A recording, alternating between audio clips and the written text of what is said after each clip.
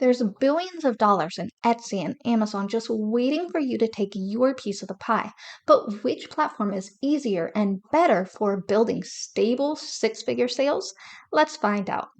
Hi, I'm Jess. I've built multiple six and seven-figure Etsy stores in various niches, getting sales like these and learning the ins and outs of Etsy, Amazon, and more. A wild and crazy event led me to start a totally new life traveling abroad, giving me the unique opportunity to step back, work a lot less, and start sharing all of my Etsy insights with you. So hit that subscribe button, grab a pen and paper, and let's jump in. Hey, thanks for joining me for another fun video. I've done a couple of showdown style videos now that talk about the pros and cons of different things, kind of comparing aspects so that you can really focus on what works best for your Etsy business. And so I wanted to take today's video one step further and talk about some of the pros and cons of selling on Etsy versus selling on Amazon so that you're ready to roll when you want to expand your business past one platform to another. And since I've had a few years of experience with both platforms, just a few, I'm not that old, I thought that I would add my thoughts into a video for you guys so you can decide for yourself if maybe expanding from one platform to another would be worth your time and energy. So let's jump in here, and since we all know that I'm a little bit biased in terms of really loving Etsy, we're going to start with Amazon and save the best for last. So let's talk about the pros and cons of selling on Amazon. First of all, Amazon is a huge platform. They are one of the largest e-commerce platforms in the world, and they have built-in traffic, which means there's not a lot of work you have to do to get eyes on your products. And there's not a lot of outside marketing required, if any at all, to really build a steady, stable store on Amazon's platform. There is also amazing growth potential because Amazon is constantly expanding and growing, not just in the US, but all throughout the world. In fact, Amazon does over $500 billion a year in revenue, including their own brands, of course. And in Q1 of 2023, they reported $127 billion in sales alone. The average Amazon seller reports a profit of about $26,000 a year within the first 2 years of selling on Amazon. And the average cost of selling on Amazon, when you add up all of the fees, basic advertising costs, and so forth, is about 15 to 30%.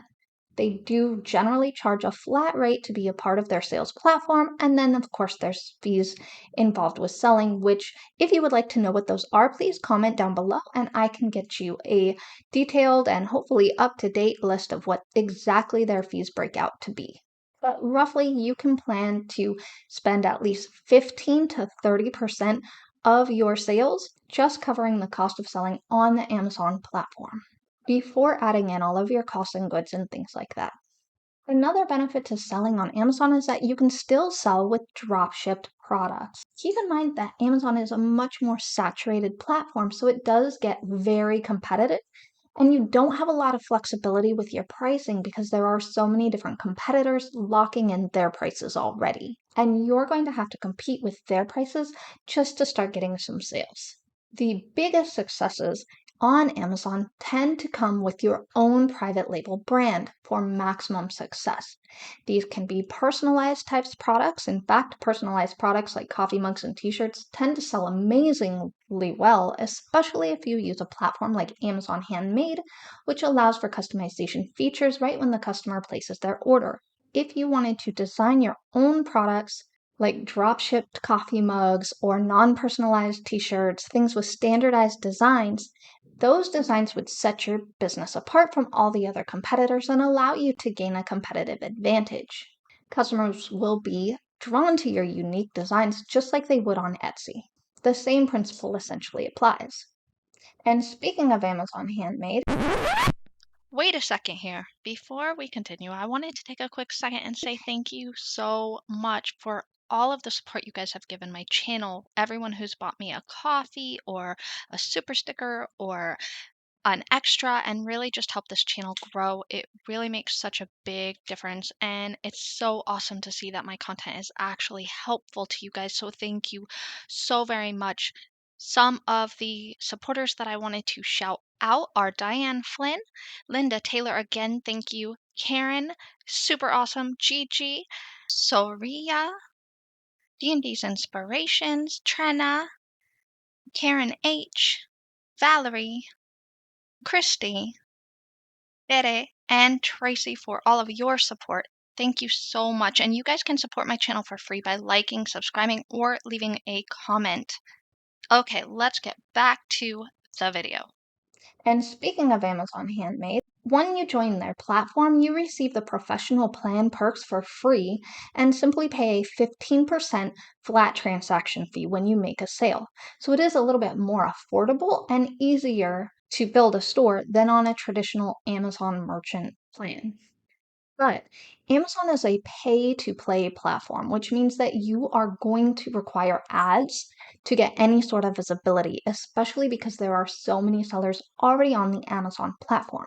So adjusting your costs to invest in advertising is really crucial in order for you to get out there, get seen, and get those sales rolling in. And that can become quite competitive and quite expensive.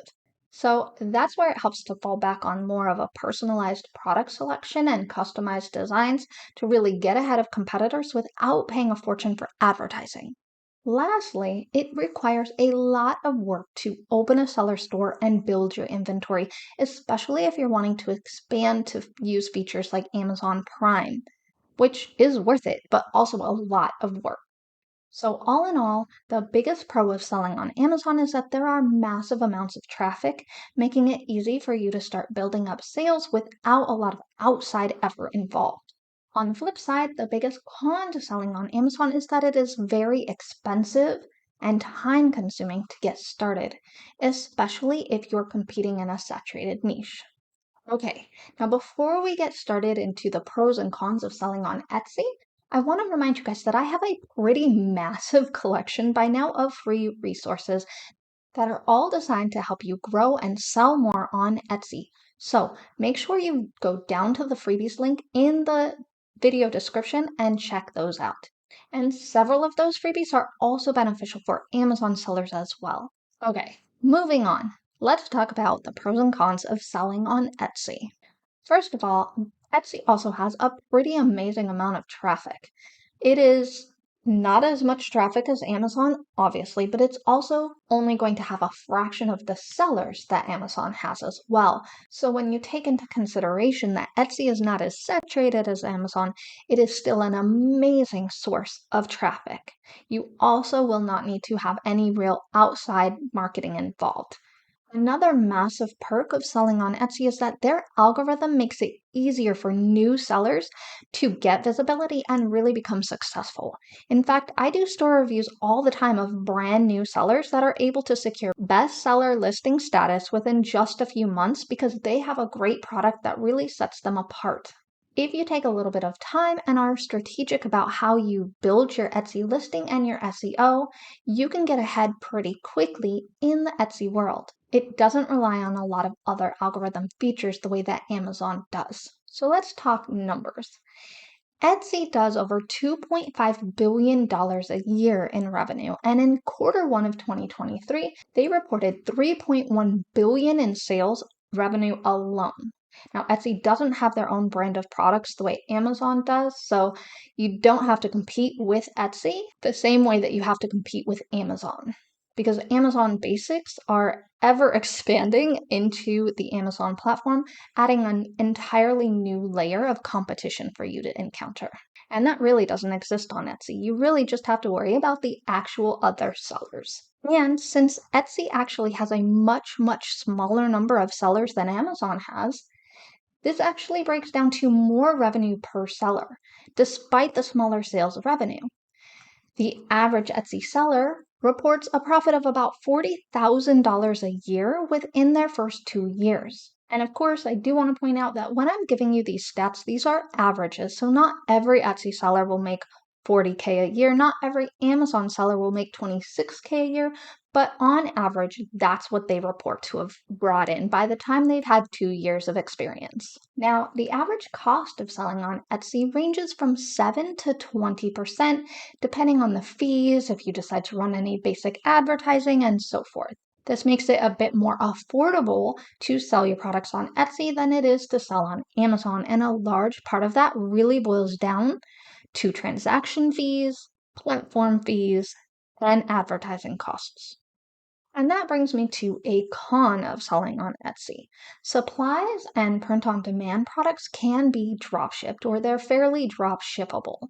However, the products that you can sell on Etsy are much more limited than the products you can sell on Amazon. Unlike Amazon, however, you can actually sell digital products on Etsy, which allows you to build a passive, streamlined source of income.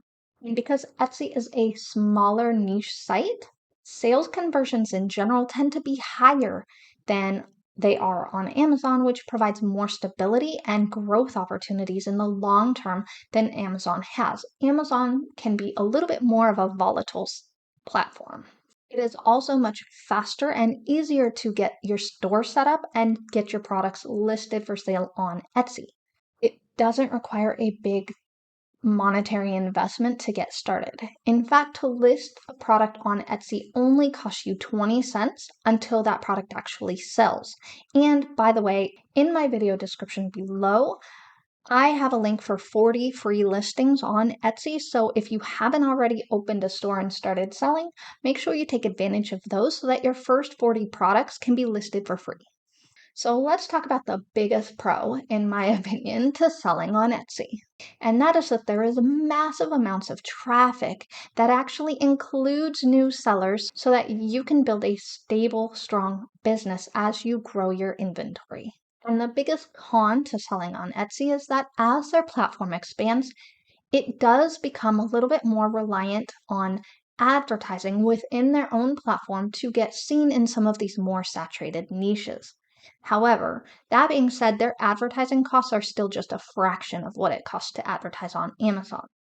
So, although that is a con, it is still not as big of a con as Amazon's advertising fees are. So, obviously, I am biased. Like I said before, I'm totally biased, and I happen to find Etsy to be an easier and better platform in general as far as sales are concerned, and as far as stability is concerned, and actually building a stable store with steady growth. But you don't necessarily need to choose one platform or another. I often suggest to people who are looking to grow an e-commerce store that they start on Etsy and really learn the ins and outs of e-commerce on the friendlier platform.